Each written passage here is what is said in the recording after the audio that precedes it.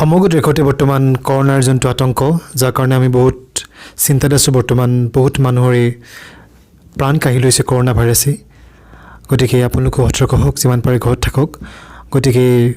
ইয়াৰ মাজতে আহিছে এটা ভাল খবৰ হয়তো যোনটো আপোনালোকৰ ৱেইট কৰি আছিলে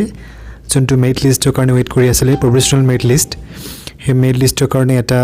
নতুন নটিফিকেশ্যন আহিছে দেখিছে আগতে লেটেষ্টত জাষ্ট এটা অপশ্যন আছিলে ডিষ্ট্ৰিক্ট ৱাইজ লিষ্ট বুলি কিন্তু এতিয়া ফাৰ্ষ্ট প্ৰভিজনেল সিলেক্ট লিষ্ট আৰু এটা আপডেট দিছে 24 মাৰ্চ 2020 যেটা 24 তাৰিখে দিয়া কথা আছিলে কিন্তু যদি আমি লিংকটো ওপেন কৰি চাওঁ তেতিয়া অলপ স্লো মাৰিছে সাইটটো কিন্তু বৰ্তমানলৈকে কোনো লিষ্টৰ মানে একো